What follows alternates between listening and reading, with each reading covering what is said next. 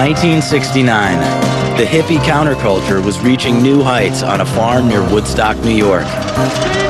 The message was love, and the mood was fueled by the energy and the ideals of the late 60s. But across the country, fear reigned in Hollywood, California. Actress Sharon Tate, 8 months pregnant, had been brutally murdered along with 4 others at an isolated estate. All I can tell you right now is that we got 5 dead people, and we're trying to determine who caused their death. And 24 hours later, a second slaying. A middle-aged couple named Lino and Rosemary LaBianca were knifed to death inside their own home. The unknown killers left bloody graffiti at both scenes. When the arrest finally came down, the city was stunned. The killers were young, with all-American looks. One man, 24-year-old Charles Tex Watson, and 3 women, 20-year-old Leslie Van Houten, 21-year-old Patricia Krenwinkel, and 21-year-old Susan Atkins. They could have been the girls next door. Yet, their devotion to an ex-convict named Charles Manson was so extreme, it led them to murder. It was the first real cult. And these were the first cult killings we knew of in this country. The very thought of these young women dressed in black, armed with sharp knives, entering the homes of complete strangers in the middle of the night and mercilessly stabbing them to death. I mean, it's so horrendous a thought that it's difficult to keep a thought like that in your mind for a couple of moments. At trial, the girls, Susan Atkins, Patricia Krenwinkel, and Leslie Van Houten, seemed not only willing to kill, but to die for Charles Manson. Charlie would always say, "These are your children, and you threw them out, and I took them in." They were the children of America, but he perverted them and corrupted them, and they became something else. Charles Manson began life on the wrong side of the tracks and spent the next 35 years there, in and out of prison, for crimes like forgery and pimping. But the most notorious of the Manson girls who killed, Patricia Krenwinkel, Susan Atkins, and Leslie Van Houten, were children of the middle class. On the surface, they led comfortable lives in California's sprawling post-war suburbs. Leslie Van Houten was born in 1949, the second of 4 children. She was especially close to her father, Paul, an automobile auctioneer. She was very happy and outgoing and very athletic. She seemed to enjoy life. She just was sometime without care and abandon, I would say. She did break her arm a couple times just by being energetic and being really into whatever she was doing. She was from a very upstanding family in Monrovia, California. She was a homecoming princess. She was always very, very pretty and very bright. Patricia Krenwinkel grew up in the Los Angeles suburb of Westchester. She was the daughter of an insurance agent and a homemaker. Pat was a darn good kid. Didn't complain about anything. No matter where I took her, I never had one bit of trouble with Pat. Then something happened that left both girls feeling alienated and angry. By the time they were in high school, Leslie's and Patricia's parents were both divorced. During the time I was brought up, nothing was talked about. I mean, my parents' dissolution of their marriage, you don't talk about that. You don't talk about problems in the home. I believe that I was desperately seeking someone that I could love and hold on to and call my own. That somehow my dad leaving had left a space there. I was very close to my father, and there was a hole when he left. Both girls began drowning their pain in alcohol and drugs.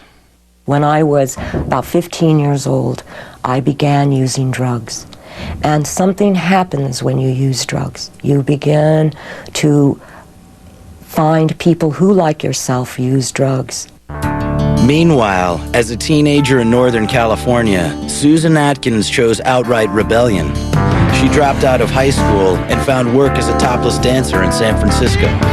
Susan Atkins was probably the most deprived of all of the women that followed Manson.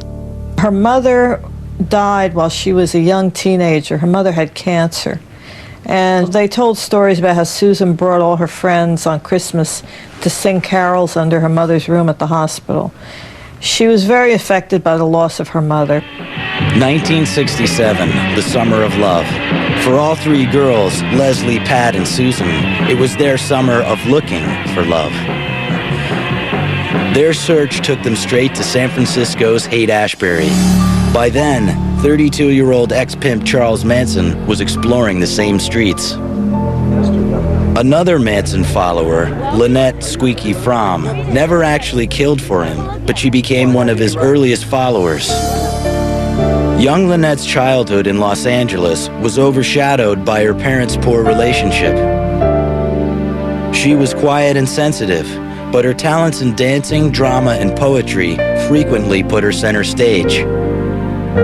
In junior high, Lynette's classmates voted her personality plus. She came from post-war suburbia, except that this was post-war suburbia in the backyard of Hollywood. She dated a guy named Bill Siddons, who went on to manage a group called The Doors. She was someone who was extremely familiar with media culture and celebrity culture as just an ordinary, average, expected part of growing up. Although Lynette Fromm was talented, it became clear that she was also troubled. By senior year, her attendance at Redondo Union High School had become sporadic.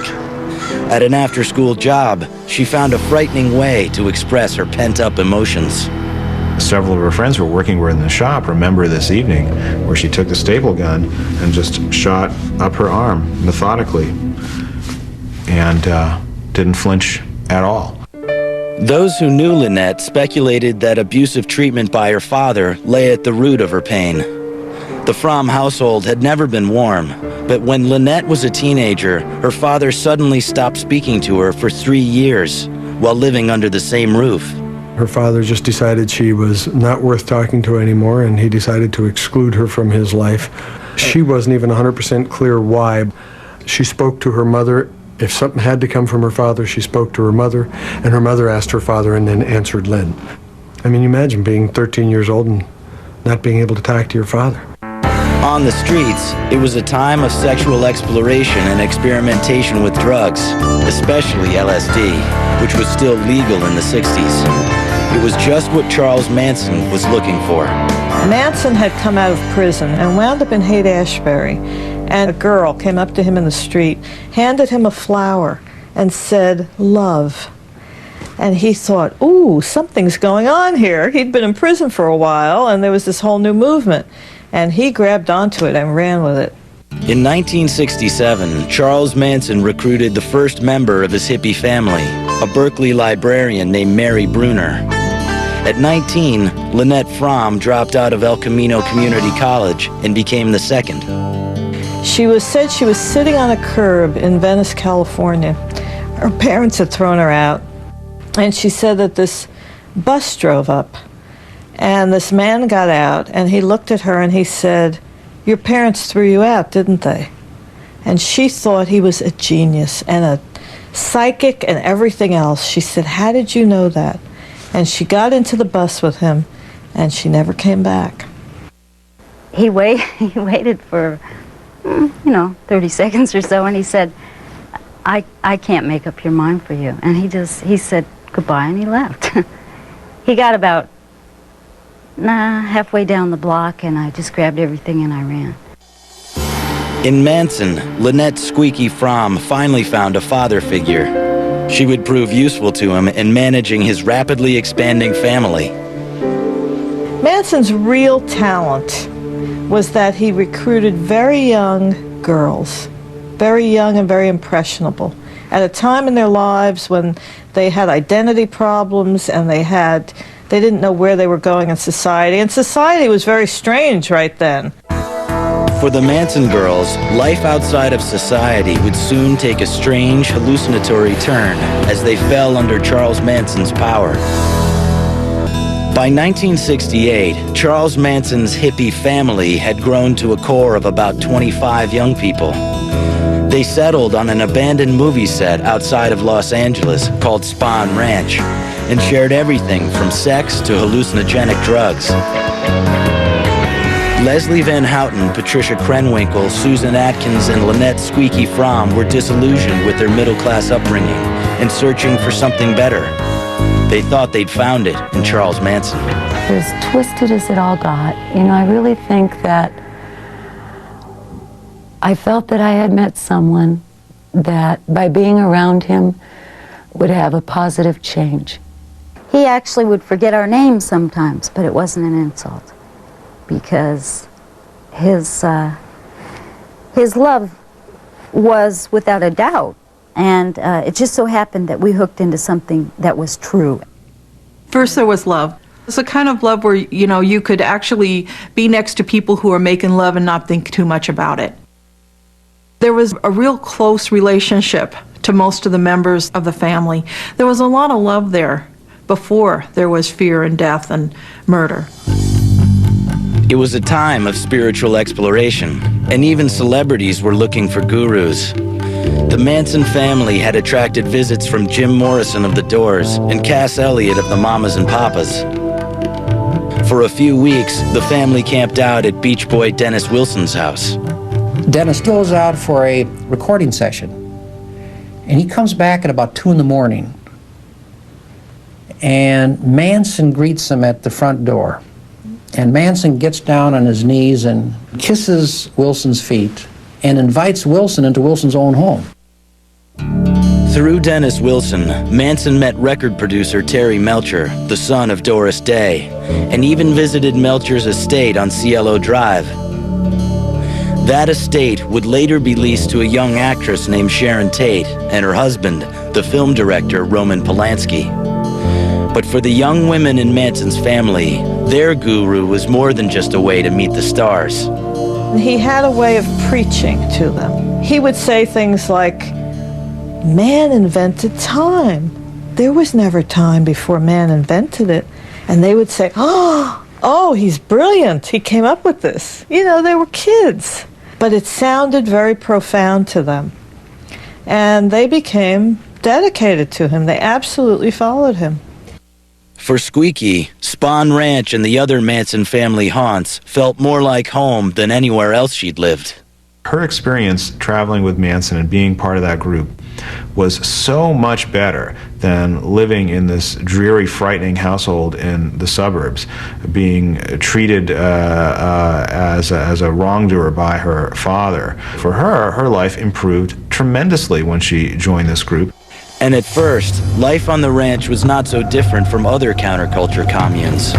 It meant taking countless acid trips together and experimenting with group sex. But in the era of free love, Manson was using sex and drugs to control and dominate. You basically slept with whoever, you either told to or wanted to. Our bodies weren't our own. He'd go on trips with them all the time, either taking no LSD himself or a smaller dosage than they would so he could retain more control over his mental faculties. And he'd dig down deep into their psyche during these trips and try to remove many of their convictions on life. To Barbara Hoyt, a 17-year-old runaway, life in the Manson family seemed like an eye-opening game, and the goal was to distort reality. Life at Spahn Ranch was a quote-unquote magical mystery tour. Every day was a different thing. We dressed different, we played it, we lived on a movie set. And one thing we didn't have is watches, and the whole idea was to let time disappear. There was no time. We were all living now. Everybody had a role. Leslie was one of Manson's front street girls, the prettier women he used to attract men. Squeaky was the Manson family's den mother. She was very supportive to all of us. People in the family, she was a little bit maternal in how I related to her. She was a very nice, loving person. You'd never know. And Quiet Pat was a good soldier. She helped keep everybody in line. When everyone else became jumpy or they became nervous or something started going wrong and they were thinking, maybe this isn't where I want to be, well, then you can take them to me because I would make them somehow feel all right. Volatile Susan Atkins, nicknamed Sadie, blindly and enthusiastically followed Charlie. Charlie would say something like to Sadie, go get me a coconut, and I don't care if you have to go clear to Jamaica to do it. And she'd get up and she'd start out the door, and he'd say, never mind. And she would have done it. She would have gone clear to Jamaica. She had to get him a fresh coconut. By the summer of 1969, Charles Tex Watson, one of Manson's few male followers, was giving the girls murder lessons under Manson's command. At first, it seemed like just another game. He demonstrated how to stab a person. He told us, don't just stick the knife in and out. He said, bring it up when you cut someone so that you cut up more stuff. And he made us practice. Slowly, the mood turned to paranoia. Increasingly, a common goal emerged, giving up individual ego to take on Manson's will. The family listened as he compared himself to Jesus Christ and the devil. Sometimes he would reenact the crucifixion when we were on LSD. And it was very realistic and it was hard to watch. You had them thinking you were Jesus Christ. How did you do that? Just being myself. All men are Jesus Christ. They are? Sure. Manson also began to ask for bizarre tests of devotion. I'd stand up against a tree and he'd throw knives at me. He's thrown hatchets at people. Do you trust me? Do you love me enough? You know, stand up against that tree. And he asked us constantly, each one of us, you know, will you die for me? Will you be my finger on a hand? Will you be me? So, did you want to be like him? Uh-huh. Yeah. Did all of you want to be like him? Mm-hmm. Yeah. Manson's talk was growing darker, and he claimed an apocalyptic racial revolution was at hand. He called it Helter Skelter, after the Beatles song.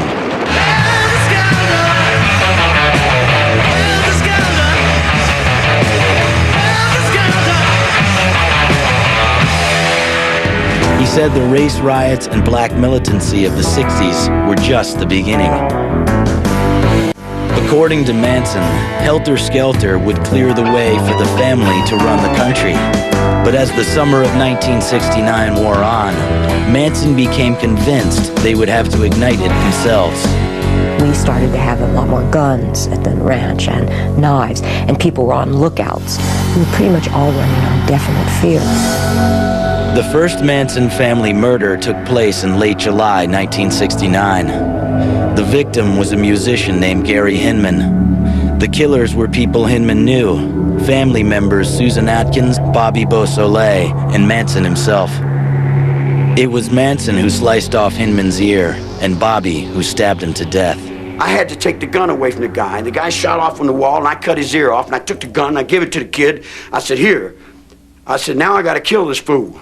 He said, oh, don't kill me, don't kill me. I said, all right, are you going to tell the parole officer I cut your ear off? He said, no. And Bobby killed him and stabbed him in the heart, and he died. There's your heart, girl. There's your heart, Frenchie. There's your wine, Beausoleil. Susan Atkins left a gruesome signature. On the walls of Hinman's home, she scrawled the words, political piggy, in his blood. When he was found, no one knew the murder of this anonymous hippie was just a dress rehearsal for what would come 10 days later. August 8th, 1969 began like any other day at Spahn Ranch outside Los Angeles. By now, Charles Manson and his family were looking less like a hippie commune and more like a bloodthirsty cult. Some members had already committed one murder in the name of Helter Skelter, a music teacher named Gary Hinman. Now Manson made it clear there would have to be another, more shocking crime. Charlie came and woke me up, and he said, get up. I want you to go somewhere. Manson also rounded up 3 other family members, Charles Tex Watson, Susan Sadie Atkins, and Linda Kasabian. He said, get in the car. And he said, do everything the text says. And we were off. Former family member Barbara Hoyt remembers that night as the night that Susan Atkins asked her to run a special errand. Charlie was there, and he wanted to know why I was there, and I said because Sadie had called the back of the ranch and wanted 3 sets of dark clothes, and he said they already left. Charlie didn't explain where they went, but Barbara heard it from a ranch hand. He had asked Sadie, "Where are you guys going?" And she leaned out of the car window and said, "We're gonna go kill some mother effing pigs." The group was headed to Los Angeles, to the home of a record producer Manson once visited. Now an actress named Sharon Tate was living there. She was 8 months pregnant. Her husband, film director Roman Polanski, was out of the country, and she was hosting 3 house guests: Hollywood hairdresser Jay Sebring, coffee heiress Abigail Folger, and her Polish boyfriend, Wojtek Frykowski. Manson told Tex to kill everybody there, and Pat says her instructions were just as clear. He told me to do whatever Tex said. And I understand, and I believe Tex when he said Charlie told him to do it. While Linda Kasabian waited, Tex Watson led Susan Atkins and Patricia Krenwinkel onto the estate. Leaping over the wall, Tex surprised 18-year-old Stephen Parent, a friend of the groundskeeper who was just about to leave. Before he could, Tex reached into his car and shot him 4 times, point blank. Inside, Tex and the women herded everybody into the living room.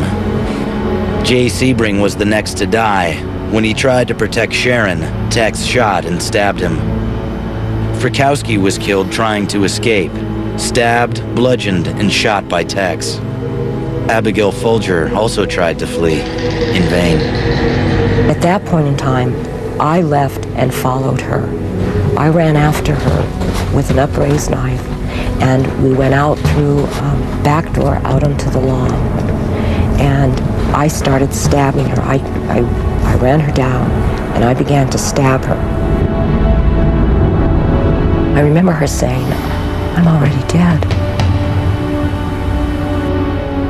Inside, Susan Atkins guarded a terrified Sharon Tate, who was bound around the neck and strung from the rafters. Atkins later told the story to Virginia Graham, a cellmate in jail.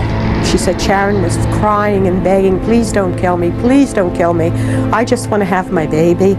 God, please don't kill me." And she says, and I looked her dead in the eye and I said to her, "Bitch, I don't care about you or your baby, and you're going to die."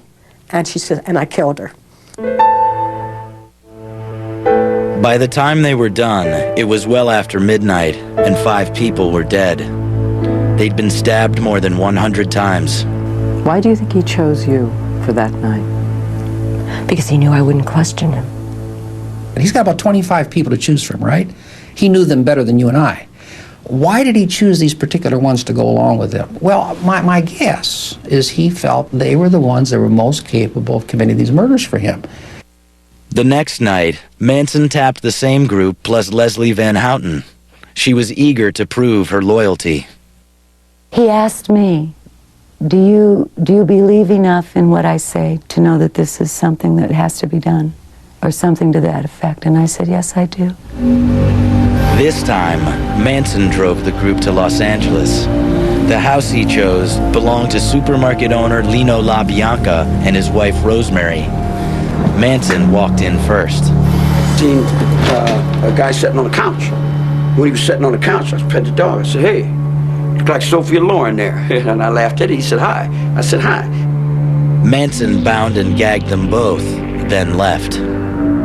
I told the other dudes, "I'll see you later, man. You know, like, I'll catch it on the run, man. I'm gone, man." And I split. Although he denied giving the command to kill, Tex and the women say it's a lie. While Tex stabbed Lino LaBianca to death in the living room, Pat and Leslie guarded his wife in the bedroom. I did have a knife, and I did attempt to stab her. Basically, we gave up very quickly at that, and we went and got Tex. And then Tex turned me around and handed me the knife, and he said, do something. Because Manson had told him to make sure that all of us got our hands dirty. And I stabbed Mrs. LaBianca in the lower back about 16 times. I went and Mr. LaBianca was already dead, and I had gotten a fork, and I stabbed him with a fork repeatedly and eventually left the fork in him. And then I wrote words all over the house in blood. The words were Helter Skelter, Rise, and Death to Pigs. Words Manson had taken from the Beatles' White Album to describe his bloody vision of apocalypse. Now 8 people were dead, and 3 of Manson's all-American girls, Pat, Leslie, and Susan, were killers. Oddly, one family member was notably absent from both nights of murder. Charlie's right hand, Lynette Squeaky Fromm. Some people say it's because Charlie knew that she really wasn't capable of this kind of violent mayhem, and she didn't have what it took to plunge a knife into somebody. It's a very difficult thing to imagine doing. But I still believe that they were right because they felt right. They felt that despite the ugliness of it, it was the right thing to do. One thing was clear. The mastermind behind the murders had made sure that Tex and the women all bloodied their hands, while he kept his own hands clean.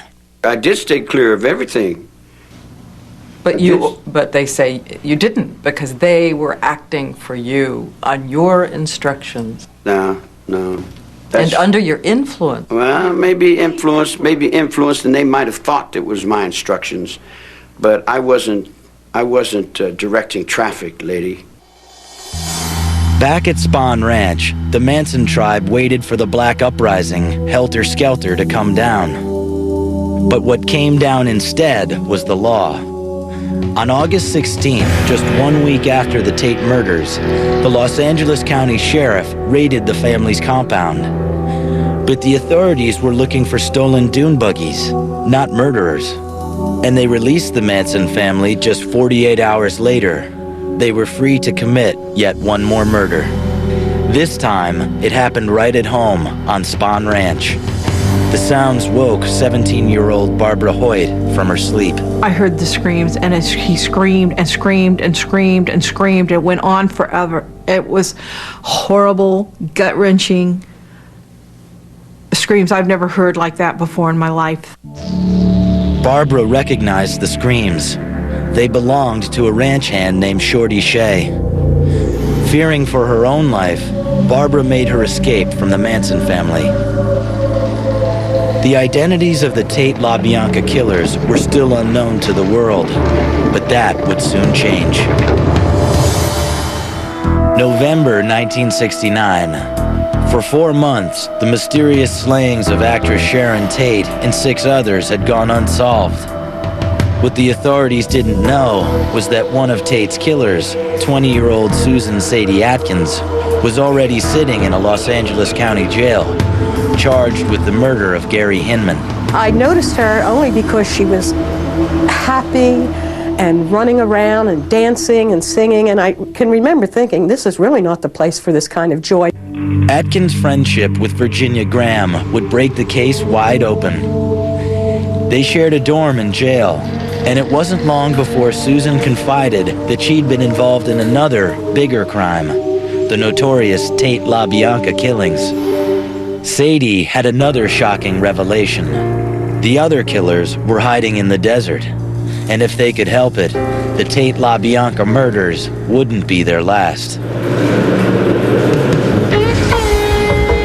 Graham felt responsible and tipped off the authorities. On her tip, the police rounded up the rest of the killers: Patricia Krenwinkel, Leslie Van Houten, Linda Kasabian, Tex Watson, and Charles Manson. In December of 1969, they were all charged with murder. The trial of Manson and the girls, Pat, Susan, and Leslie, went forward in June 1970 without Tex Watson, who was fighting extradition from his home state of Texas. In exchange for her testimony, all of the charges were dropped against Linda Kasabian. she indicted all of them. She said that they had gone out, that they had instructions from Manson, that they were told to wear creepy crawlies, which were their black outfits, and that they were bent on murder. For almost a year, Manson played right into the prosecution's argument that he had controlled and directed the girls. They were as obedient in court as they had been in the victims' homes. The entire proceedings were scripted by Charlie. Every day we'd meet and he'd decide, well, today I want you each to stand up and hold your hands in some stupid symbols. You're going to get up and scream, the old gray mare. You're going to burn an X in your head. You know, each day was scripted. They would jump up in court and start chanting, "The judge is just a woman, the judge is just a woman." Well, that was horrifying to the women in the courtroom. That was seen by Charlie as the biggest insult. Throughout the trial, the giggling Manson girls seemed strangely detached. Now they say that if they seemed out of touch with reality, it's because they were still living Manson's reality, taking LSD in jail and following his every word. He was talking about how time was going to stop, that we were all just going to walk out, that everything was just going to stop. And we believed that. When I went to the jail after it happened, and Leslie said to me, she didn't know whether to cut holes in the back of her blouse or sew little pockets for her wings. She thought she was an angel. I even asked Pat and Susan, how am I going to hide my wings? I could feel them nubbing out. A dancing clown upon the wall. Just outside of the court, the rest of the family was making a bizarre display of devotion. We're going to stay here until Charlie's out. For almost 10 months, they kept a faithful vigil, all the while weaving a vest for their guru. Like the girls inside, they mirrored Manson's every move. And with Manson in custody, it was mainly Squeaky Fromm who handled the reporters and curious crowds. They can't grab at it, you know. They just have to be patient and give. And it's in everybody. They said I was a spokesman. I was never a spokesman. They said I was a lieutenant. We weren't lieutenants. We didn't have orders. We didn't have badges. We weren't appointed anything. We did what we wanted to do. Each one of us took up what we felt we could carry, and we did it because we wanted to. If we did it because we thought it would make Charlie happy, we must have loved him or something like that.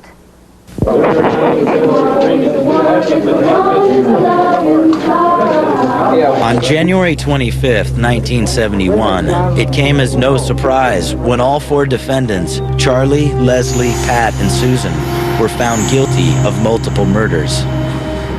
And when it was time for the jury to decide whether they would live or die, the Manson girls finally took the stand. But their goal was to save Manson's life, not their own. After the trial started, Charlie suggested that we meaning the 3 women, try to carry the load of the case so that he could be released, you know, so that he could further carry on his works to save the world. On March 29, 1971, 21-year-old Leslie Van Houten, 22-year-old Susan Atkins, and 23-year-old Patricia Krenwinkel became the youngest women to sit on California's death row. The jury sentenced all 3 women and their guru to die in the gas chamber at San Quentin. I was more than willing to go to the gas chamber. The death penalty for me at the time it almost justified my not having to deal with what I had done. It was the eye for an eye. They're going to kill me. I don't have to deal with it. But away from Manson's direct influence, Leslie, Pat, and Susan would have time to reflect on the horror of their crimes. Meanwhile, 22-year-old Squeaky Fromm had lost the only family with whom she'd ever felt truly at home, and it devastated her. I didn't understand what it meant. I didn't know that we would be separated. I want to talk to the women. I want to talk to the girls. They're still girls to me. They'll always be girls, as I am, in that one part. She felt guilty that they had done much more and she hadn't. She was still free. She was not in prison. She was not facing this type of sacrifice that they had been called to make. While Manson and the women sat on death row, Squeaky tried to unite what was left of the family. It was an increasingly hopeless task, and guilt and grief would drive her to desperate measures.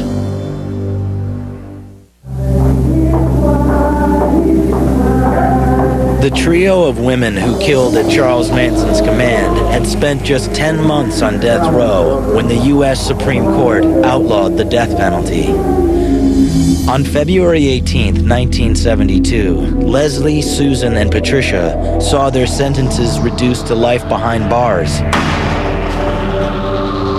Over the next few years, their devotion to Manson slowly soured. Really, I just think that he was just a really good con artist. I feel like I was a pawn in whatever his scheme was. I'm glad that I will never again have to see him. But on the outside, Lynette Squeaky Fromm stayed loyal to Manson, and she became alarmed when Pat, Leslie, and Susan began turning away from him. She would get a response from them saying basically, look, we're the ones who are in prison, okay? We don't want to be here anymore. We want out. You know, if you're so devoted to Manson, what have you done lately? On September 5th, 1975, Squeaky decided it was time to prove her devotion. She strapped a .45 caliber semi-automatic pistol to her leg. President Gerald Ford was visiting Sacramento that day. Ford had his hands out and was waving. He looked like cardboard to me. When Fromm drew the gun, she was quickly wrestled to the ground. But the Secret Service found no shell in the firing chamber. Squeaky said that she had never intended to fire a shot. I got 2 feet from him. I could have shot twice had I put the bullet in there. Her only goal, she said, was to relay a message from Manson. I said, Your Honor, the redwood trees need to be saved. They're the tallest trees in the world, and if you can't save your world's tallest trees, something's wrong. Later that year, Lynette Squeaky Fromm became the first American woman to go on trial for attempting to assassinate a president. She was found guilty and sentenced to life in prison. Do you have any regrets for that day? No. No, I don't. I feel it was fate. While Squeaky gave up her freedom, the other women struggled to regain theirs. Over the years in the same California prison, Leslie, Pat, and Susan have earned college degrees and held down jobs. At parole hearings, they've offered up remorseful words. Even Susan, who once boasted about the killings.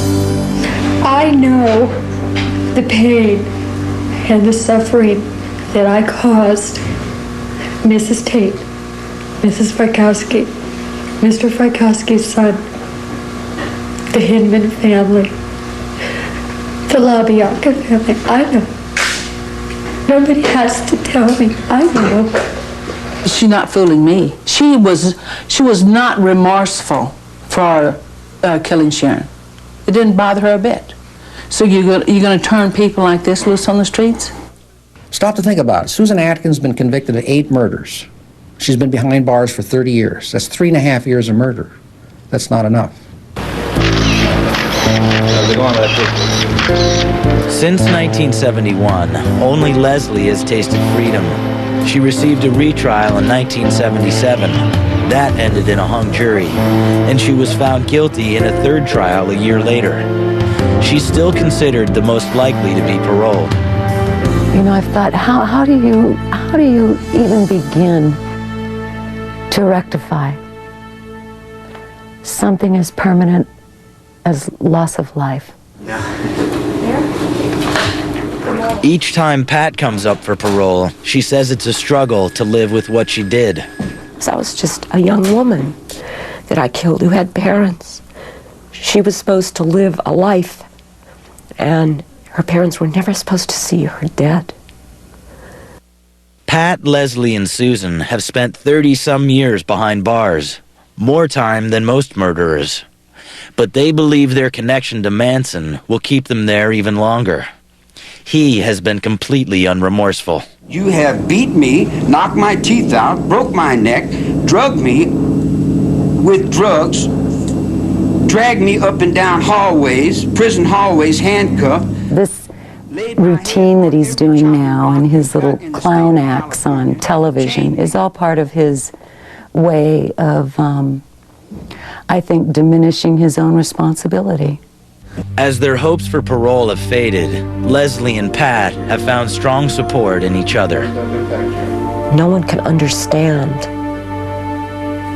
what it was except we who were there.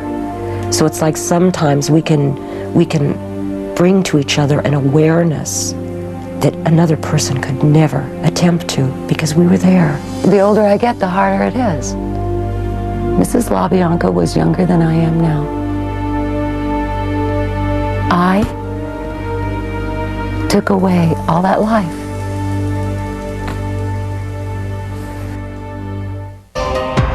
"35 years later, the Manson murders continue to shock and fascinate. And the Manson women continue to pay the price for their involvement. Susan Atkins, Patricia Krenwinkel, and Leslie Van Houten, all model prisoners, have been denied parole for a combined 36 times. And although Squeaky Fromm has been eligible for parole since 1985, she has consistently waived her right to a hearing. Though the Manson women retain the right to parole reviews, legal experts are confident that the grisly nature of their crimes will keep them incarcerated for the rest of their lives. And the man behind it all, 69-year-old Charles Manson, has been denied parole 10 times. Manson's next hearing is April 2007. He remains in a state prison in California where he is locked up 23 hours a day.